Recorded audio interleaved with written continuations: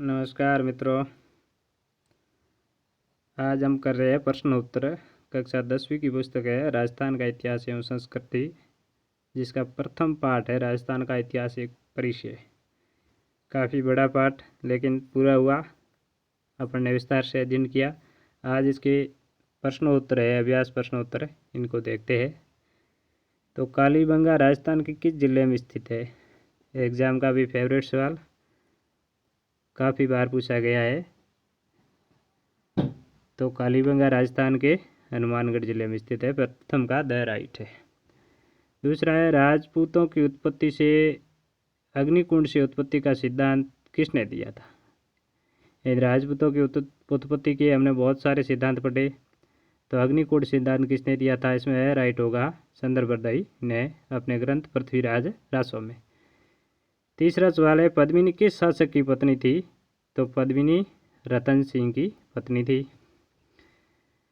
पृथ्वीराज तृतीय ने किस वर्ष महोबा के संदेल शासक को परास्त किया था? तो आपको ज्ञात होगा, पृथ्वीराज ने 1182 ईस्वी में। कृष्णा कुमारी किस राज्य की राजकुमारी थी? तो कृष्णा कुमारी थी मेवाड़ की राजकुमारी, मेवाड़ के राणा भीम सिंह की पुत्री, जिसकी सगाई हो रखी थी मारवाड़ के भीम सिंह से, लेकिन उनकी पहले ही मृत्यु हो गई, शादी से पहले तो विवाद हुआ था। तो ये 5 सवाल हो गए। 5 प्रश्नों के उत्तर के बाद हम चलते हैं अगले पेज पे। तो आइए चलते हैं।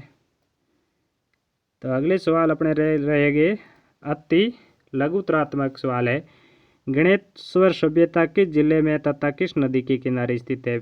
एग्जाम का सबसे फेवरेट सवाल। सीकर जिले में, नीम का थाना कातली नदी के किनारे स्थित है। अगला है, राजपूतों को विदेशी आक्रमणकारी किसने स्वीकार किया? तो अपन ने राजपूतों की उत्पत्ति के बारे में पढ़ा, तो जो विदेशी विद्वान हैं वो राजपूतों को विदेशी मानते हैं, जैसे कि कर्नल टॉड है।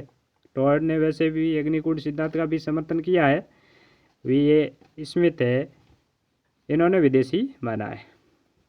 राजस्थान के 4 उत्तर पाषाणकालीन स्थलों के नाम लिखिए। इन उत्तर पाषाणकालीन 4 स्थल, तो बागौर भीलवाड़ा, तिलवाड़ा बाड़मेर और अजमेर नागौर, इन स्थानों से पाषाणकालीन अवशेष मिले हैं। और अगला है, महाभारत काल में मत्स्य जनपद का शासक कौन था? तो महाभारत काल में मत्स्य जनपद का राजा विराट था। अलाउद्दीन खिलजी के आक्रमण के समय चित्तौड़ का शासक कौन था? तो अलाउद्दीन के आक्रमण के समय चित्तौड़ का शासक कौन था? आपने देखा ही, रतन सिंह। राणा सांगा की समाधि कहाँ स्थित है? राणा सांगा की समाधि है मांडलगढ़ में। दिवेर का युद्ध कब और किसके मध्य लड़ा गया? तो मेवाड़ का मैराथन कहते हैं जिसे 1582 में। प्रताप की सेना थी अमर सिंह के नेतृत्व में, और मुगल शौकी यानी मुगलों के विरुद्ध लड़ा था उसने। रूठी रानी के नाम से कौन प्रसिद्ध है? तो रूठी रानी के नाम से उमादेव प्रसिद्ध है, जो कि किसकी पत्नी थी? मारवाड़ के मालदेव की पत्नी और जैसलमेर के रावलून कर्ण की पुत्री थी। सुमेलित करना आपको कौन सा वंश और उसका संस्थापक कौन है? तो राठौड़ वंश आपको ज्ञात होगा, रावसिया। सोहान वंश वासुदेव, जाट वंश चूड़ामन, कछवा दुल्ला राय। तो आइए अगले लघुतरात्मक प्रश्नों की तरफ चलते हैं।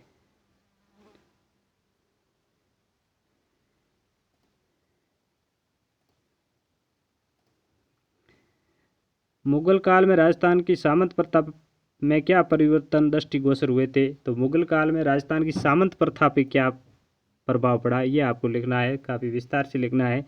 यानी मुगलों के आने से राजस्थान के सामंत है वो थोड़ी मजबूत स्थिति में हुए कह सकते हैं, क्योंकि सामंत शासक की अनुमति के बिना ही सीधा ही मुगलों से संपर्क करके उनसे मनसबदारी प्राप्त कर लेता था। यानी कुछ सामंत रियासतों के बराबर शक्तिशाली भी हो गए थे, और सामंत भी शासकों की तरह मुगलों पर आश्रित हुए। बहुत सारे परिवर्तन हुए।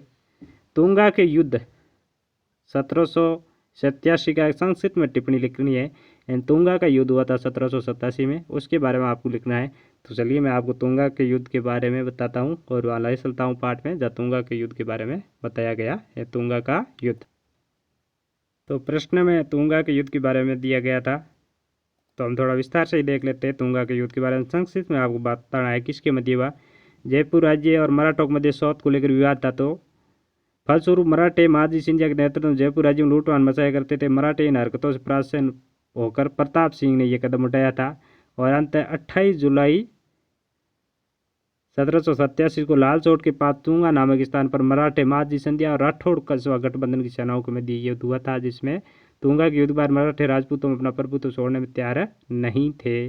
भयंकर अच्छा हुआ युद्ध निर्णायक रहा, कोई जीता नहीं था। तो ये आपको तुंगा के युद्ध के बारे में लिखना है, ये है तुंगा का युद्ध। तो आइए अगले सवाल पे चलते हैं। तुंगा का युद्ध के बाद अगला सवाल है अपना, अगला सवाल है उर्ड़ा सम्मेलन क्यों असफल रहा, कारण सही समझाइए। तो देखो, उर्ड़ा सम्मेलन सभी शासकों के अपने अपने स्वार्थ थे, जिसकी वजह से वो रामपुरा में एकता नहीं हुए।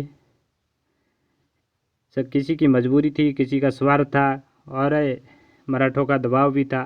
तो उर्ड़ा सम्मेलन की असफलता का यही प्रमुख कारण थे। आबू के परमार वंश का संक्षिप्त परिचय दीजिए। तो आबू के परमार वंश का संक्षिप्त परिचय ये देखें, आबू के परमार। तो यहाँ दे रखा है आबू के परमारों के बारे में, आबू के परमार संक्षिप्त परिचय है, यहाँ पर भी विस्तार से कुछ नहीं है। संक्षिप्त परिचय, परमार शाब्दिक करते शत्रु को मारने वाला। आबू के परमारों का संस्थापक धूमराज था, लेकिन वंशावली है उत्पल राज्य से आरंभ होती है और गुजरात इनका पड़ोसी राज्य था। गुजरात से इनके लगातार संघर्ष होते रहते थे और ये विक्रमदेव का परपौत्र धारावर्ष 1163 से 1219 परमारों का शक्तिशाली शासक था। उसने मोहम्मद गोरी के विरुद्ध गुजरात की सेना का सेनापतित्व किया था और 1311 ईस्वी के लगभग नाडोल के शासक राव लुम्बा ने परमारों की राजधानी चंद्रावती पर अधिकार कर लिया तथा सोवानों को प्रभुत्व स्थापित कर दिया था। इस तरीके से ये हो गया आबू के परमारों का संक्षिप्त परिचय। तो आइए आगे चलते हैं अगले सवाल पे। सवाल है अगला, कानड़ देव तथा अलाउद्दीन खिलजी के संबंधों पर प्रकाश डालिए। तो इनके संबंध कभी भी कटु रहे, हमेशा ही मधुर कभी नहीं रहे और इनके बीच युद्ध होता है। अंत में कानड़ देव वीरगति को प्राप्त होते हैं और फिरोजा और विरमदेव की कथा के भी बारे में आता है। और संयोगिता स्वयंवर कथा की ऐतिहासिकता का परीक्षण कीजिए। तो कुछ विद्वान इसे मानते हैं और कुछ नहीं मानते, जैसा पुस्तक में दे रखा है संयोगिता स्वयंवर कथा की ऐतिहासिकता। तो आइए मैं ले चलता हूँ आपको वहाँ तक।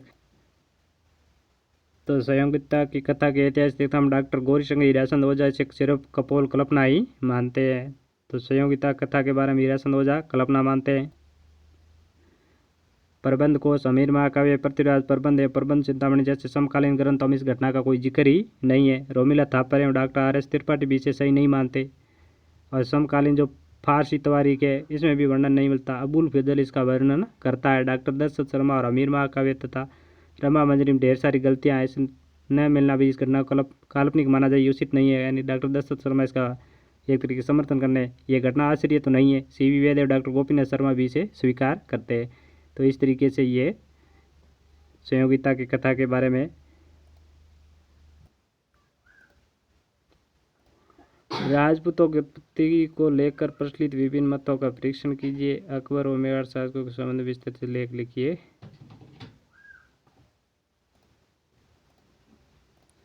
तो इस तरीके से ये प्रश्न उत्तर अपने पूरे हुए। अगले पार्ट में अपन मिलेंगे। दूसरा पार्ट है अपना राजस्थान के प्रमुख संत एवं लोक का देवता। तब तक लिए धन्यवाद। चैनल को सब्सक्राइब कीजिए, लाइक और शेयर कीजिए। जय हिंद, जय भारत।